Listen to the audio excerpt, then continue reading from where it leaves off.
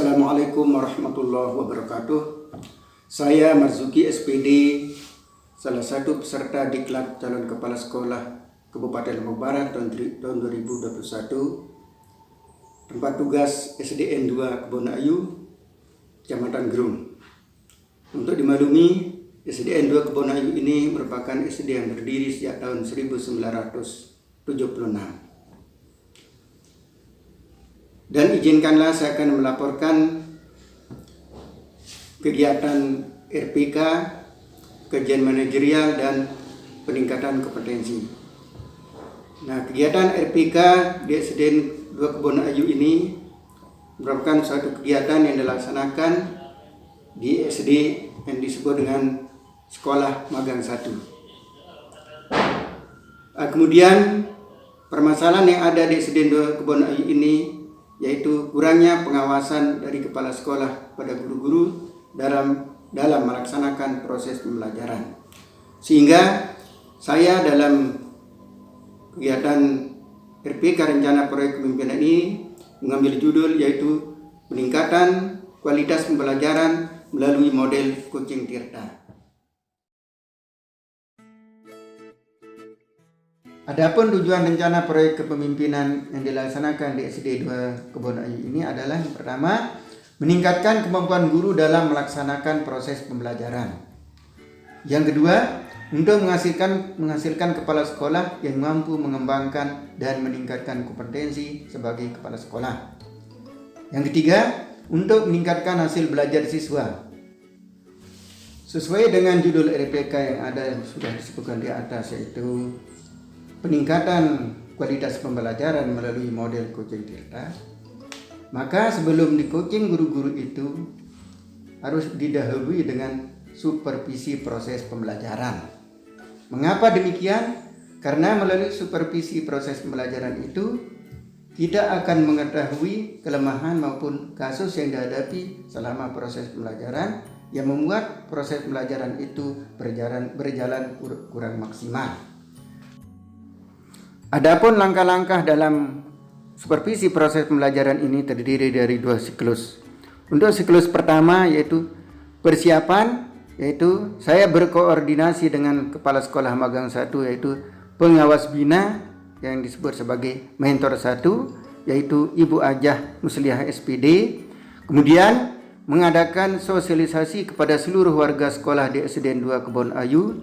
Yang selanjutnya menyusun jadwal supervisi, kemudian menyusun instrumen supervisi.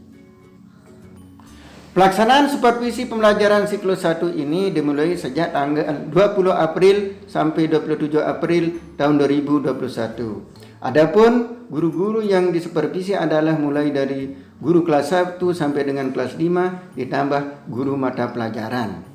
Selama kegiatan supervisi pembelajaran ini, peserta diklat mencatat hal-hal yang dianggap sebagai suatu kasus yang membuat proses pembelajaran itu berjalan kurang maksimal. Kemudian setelah menemukan kasus tersebut, nanti akan menjadikan bahan untuk melaksanakan coaching terhadap guru-guru yang telah disupervisi. Dan alhamdulillah pelaksanaan supervisi proses pembelajaran ini berlangsung dengan lancar. Dan dilanjutkan dengan merekapitulasi hasil supervisi. Setelah itu mengadakan coaching Tirta. Adapun langkah-langkah coaching Tirta tersebut adalah yang pertama, menyiapkan instrumen. Kedua, menyapa guru yang akan di coaching dengan ramah untuk mencairkan suasana agar pelaksanakan coaching berjalan lancar. Kemudian selanjutnya yang ketiga itu peserta diklat selaku koh di sini mengajukan pertanyaan sesuai dengan urutan model coaching Tirta. Setelah selesai proses coaching Tirta, peserta diklat mencatat hasil coaching tersebut.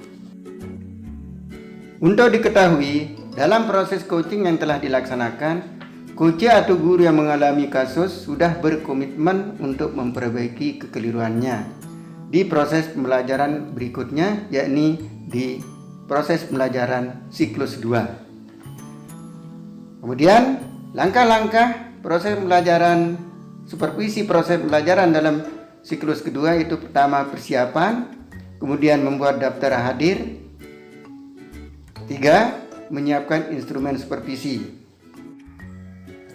Setelah selesai melaksanakan kajian manajerial di SDN Magang 1, maka selanjutnya saya selaku peserta diklat mengadakan kajian manajerial ke SDN Magang 2, yaitu di SDN 1 Dasanggeres, lingkungan AI 4, Kelurahan Dasanggeres, Kecamatan Gerung.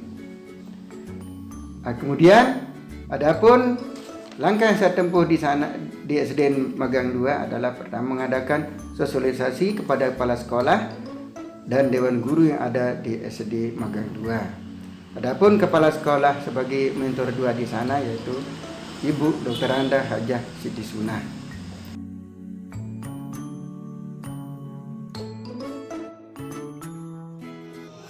Dengan adanya kegiatan proses supervisi pembelajaran melalui model coaching Tirta ini, saya secara pribadi berharap semoga ke depan kegiatan seperti ini dapat terus dilaksanakan karena memberikan dampak yang positif bagi saya secara pribadi sebagai guru. Dengan adanya kegiatan supervisi proses pembelajaran melalui model coaching Tirta ini, saya sebagai guru kelas 2 merasa sangat terbimbing dan diarahkan sehingga dapat meningkatkan hasil belajar siswa dan meningkatkan hasil kualitas kinerja. Senang dengan adanya kegiatan ini. Meskipun saya belajar dari rumah, tapi dengan adanya kunjungan Bapak dan Ibu guru ke rumah membuat saya semakin termotivasi dan semakin